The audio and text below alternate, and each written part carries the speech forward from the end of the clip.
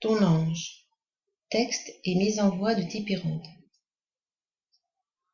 Non, non et non, il n'en est pas question. Oui, c'est vrai, j'étais malade. Oui, j'ai dit que j'en avais marre. Mais pas marre de vivre, marre de souffrir, marre d'être dans un lit, marre de faire de la peine, marre de respirer si mal, marre de ne plus pouvoir bouger. Je vous laisse juste dormir. C'est permis cela, non? Juste vouloir se reposer. Fermer les yeux quelques heures. Est-ce une raison pour qu'on m'envoie la lumière blanche, le tunnel et tout le toutim? Je veux retourner chez moi. Tout y est en plan, et moi, je ne savais pas bien à quel point, mais là, je suis plus sûre que jamais. Je veux vivre. Sortez-moi de ce tunnel, éteignez la lumière et ouvrez-moi la porte de mon petit chez moi. Je veux retrouver mes riens, mes tout, les miens, mon moi. Je ne suis pas prêt, pas du tout, du tout. Il faut absolument que je retourne chez moi. Ah! Je suis chez moi? Merci! Oh, merci, vraiment merci. Cette fois, je ne vais rien gâcher, rien gaspiller. Je vais respirer chaque seconde de vie comme un parfum délicieux. Je ne vais pas oublier la semonce. Oh oui, merci encore. La leçon m'aura bien servi. Pourquoi il n'y a personne? Quelle heure est-il? Tiens, la pendule est arrêtée. J'ai pourtant changé la pile il y a moins d'un mois. Cela sent bizarre. Manque d'aération? Je vais ouvrir un peu. La crémone de la fenêtre est bloquée. Je force un peu, beaucoup. Une chance, j'ai retrouvé ma vigueur. Mais rien n'y fait. Qu'est-ce qu'elle a, cette fenêtre? Tant pis, je vais ouvrir de l'autre côté. Mais c'est pas possible, bloquer également la porte-fenêtre de la salle à manger. Elle est peut-être dans la chambre. Tu es là? Pas de réponse. Et pas moyen de savoir l'heure. Elle ne doit pas encore être rentrée de son travail. Je vais allumer la télévision, cela me renseignera. J'ai complètement perdu la notion du temps, moi. La télécommande ne fonctionne plus non plus. Mais je suis maudit ou quoi? C'est la guerre des piles. J'en ai un stock dans un tiroir, heureusement. Bon, allez, ouvre-moi la lucarne maintenant que tu as de belles piles toutes neuves. Toujours aucune réaction. La télé est bien branchée. Je tente d'allumer la lumière pour vérifier qu'il n'y a pas de panne d'électricité. Ah, voilà. C'est cela. Plus d'électricité. Le compteur a dû disjoncter. Heureusement que je suis joyeux, car c'est moi qui pourrais disjoncter avec toutes ces contrariétés. Soit tu as la grande lumière blanche, soit tout est éteint. Mais qu'est-ce que je raconte? Lumière blanche, lumière blanche. Mais ouais, c'est vrai, du coup, je suis revenue à la maison comme cela, directement de mon lit d'hôpital. Il y a quelque chose qui ne tombe pas rond. Je suis serrée, oppressée tout à coup. Je voudrais dégrafer ce qui me serre le cou, mais je ne me sens pas... Je manque d'air à nouveau. Cela sent tellement... rien. Il faut que je sorte. La porte principale, à son tour, me refuse de s'ouvrir. Je me sens de plus en plus mal. Je veux savoir l'heure. La radio, je vais écouter la radio.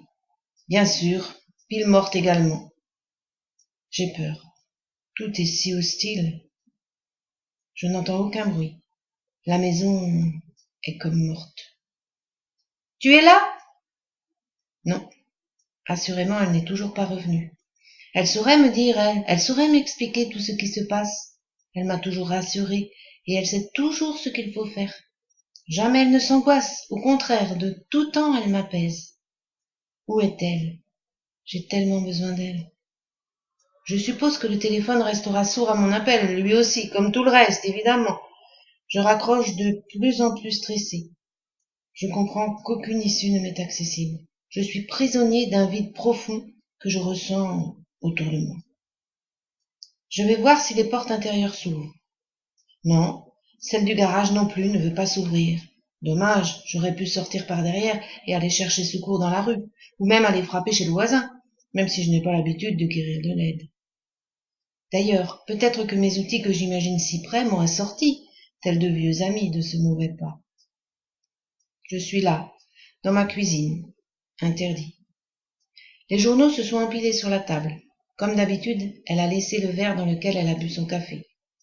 Une envie inhabituelle et incongrue me prend de respirer ce verre, comme un besoin de contact avec elle. Aucune odeur n'exhale à mes narines. Elle a fait la vaisselle. Une liste de courses est entamée sur le réfrigérateur. Étonnante, d'ailleurs, cette liste. Rien de ce que j'aime. Il y a des rendez-vous aussi, des noms qui me sont inconnus. J'essaie d'ouvrir le frigo, je ne suis même plus surpris de constater que lui non plus ne s'offrira pas à moi. Je tente de me calmer. Je cherche à m'occuper l'esprit. Je prends un magazine et retrouve une grille de mots fléchés. Un mot, impromptu, me vient tout de suite à l'esprit alors que je me souviens de l'avoir cherché un long moment. Mon crayon n'écrit pas. Il semble pourtant relativement neuf et il ne manque pas d'encre. Un crayon à papier me refuse également sa bonne mine. Quelle frustration, car toutes les solutions dansent sous mes yeux. Cela en devient même trop facile et sans intérêt. Elle a commencé un nouveau livre. J'effleure les pages et curieusement, contre toute attente, j'entends sa voix en murmurer les phrases. Cette sensation inconnue est très étrange, mais aussi tellement agréable. Toute cette douceur qui m'enveloppe dissipe un peu mon inquiétude, mais paradoxalement, elle ne fait qu'accentuer mon besoin d'air et d'espace. J'emprunte le couloir. La porte de la salle de bain est restée entr'ouverte. Il n'y a plus mes affaires. Je sens le découragement me gagner. Je tourne le robinet d'eau froide afin de me rafraîchir un peu, mais l'eau est coupée, elle aussi. Je relève lentement la tête et je ne m'aperçois pas dans le miroir. Je suis en pleine science-fiction. J'ai toujours détesté la science-fiction. Alors stop! J'ai de plus en plus peur. L'angoisse se fait corps et âme. Mes mains doivent trembler. Je ne distingue plus mes propres mains. En fait, je ne me vois plus du tout. Je n'ai plus de corps. Mais je suis là, je pense, je vois, je suis chez moi. Pitié, je veux la voir. Il faut qu'elle rentre, qu'elle me regarde, qu'elle m'entende, qu'elle me voie. Elle. Je m'installe dans mon fauteuil. En tout cas, c'est ce que je ressens. J'ai la sensation d'être dans ma maison, si hostile qu'elle soit, de m'asseoir dans mon fauteuil, celui que j'aime tant, celui à qui j'ai confié toutes mes fatigues. Je regarde les photographies autour de moi, le dessin de mon parcours, toutes ces affaires qui sont si elles, ces traces de passage, ces souffles de vie. Tout mon bonheur est là. Et pourtant, j'ai bien conscience d'être totalement invisible, inexistant. Je ne suis pas là, finalement. Je suis ici sans y être. Je vais devoir accepter ce fameux lâcher-prise et suivre la lumière blanche du tunnel. Il faut que j'accepte de partir, que j'accepte de mourir.